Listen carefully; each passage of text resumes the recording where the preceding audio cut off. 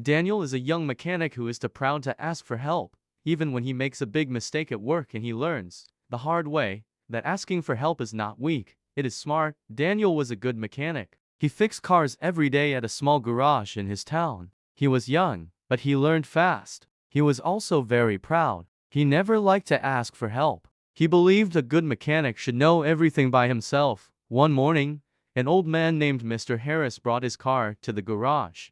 "The brakes feel strange," he said. "Can you check them, please?" "Of course," Daniel said. "I will take care of it." Daniel looked at the brakes. He saw a small problem, but he was not completely sure what it was. He thought about asking Marco, the older mechanic who worked beside him. Marco had worked at the garage for 20 years, but Daniel did not want to look weak. He did not want anyone to think he needed help.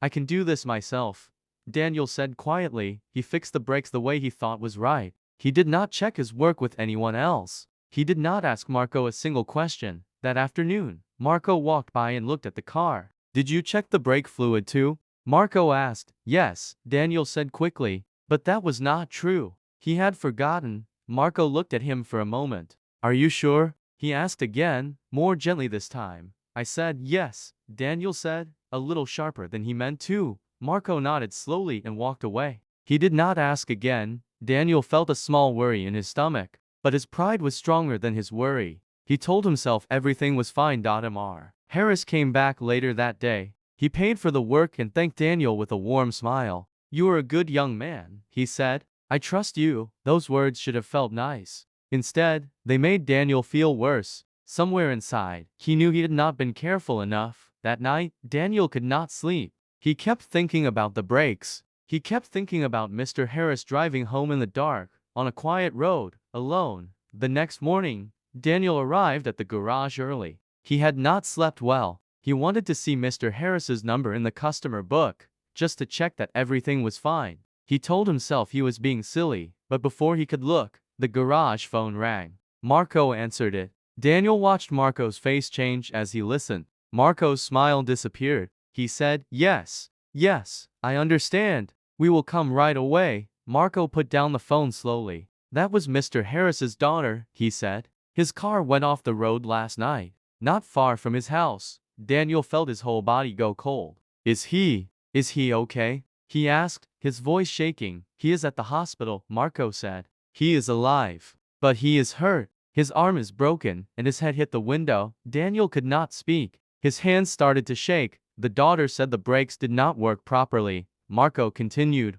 watching Daniel closely. "She said her father tried to stop the car, but it would not stop in time." Daniel felt sick. He knew, right away, what had happened. He had missed something. He had not checked the brake fluid. He had not asked for help when he should have. "I need to go see him," Daniel said quietly. "I need to tell him the truth." Marco put a hand on Daniel's shoulder. "That is a very hard thing to do," he said. "But it is the right thing." At the hospital, Daniel found Mr. Harris in a small white room, his arm in a cast, a bandage on his head. Mr. Harris looked tired, but he smiled a little when he saw Daniel. "I am so sorry," Daniel said, his voice breaking. "I made a mistake with your brakes. I was not sure what I was doing, and I did not ask for help. I should have asked Marco. I was too proud. This is my fault." Mr. Harris was quiet for a moment. Then he said, "Thank you for telling me the truth.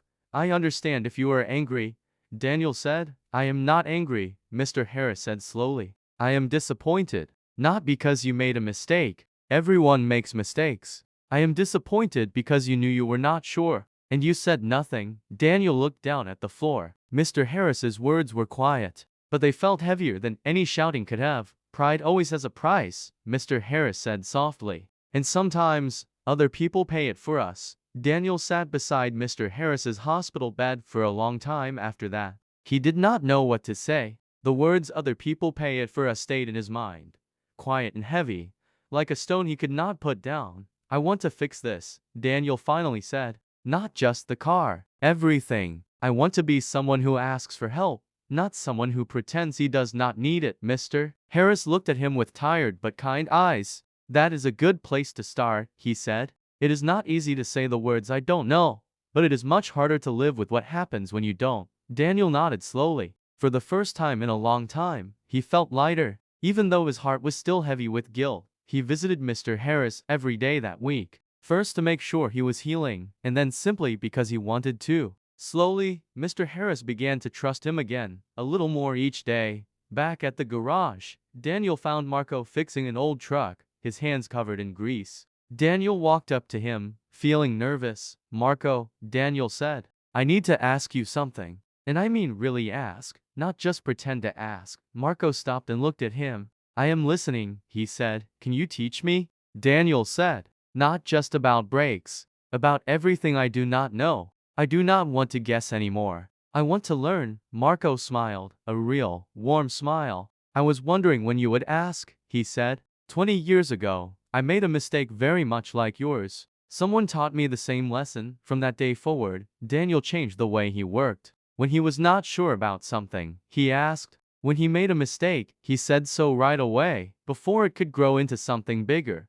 It felt strange at first, almost like admitting weakness. But slowly, it began to feel like something else entirely: honesty, strength. Even a few months later, Mr. Harris came back to the garage, walking without a cane now, his arm fully healed. He watched Daniel and Marco working together, checking each other's work, laughing quietly about something. "You look different," Mr. Harris said to Daniel. "I feel different," Daniel said, smiling. "I stopped trying to prove I know everything. Now I just try to do good work. Even if that means asking questions." Mr. Harris nodded, satisfied. "That," he said, "is worth more than any perfect repair. There is a quiet kind of strength in saying I don't know. It does not make us smaller. It makes the people around us safer, and it makes us better at what we do. Pride tells us that asking for help is a weakness, but the truth is the opposite. The people who ask questions, who admit their mistakes, who let others help them, they are the ones who grow the most, and the ones others learn to trust the most."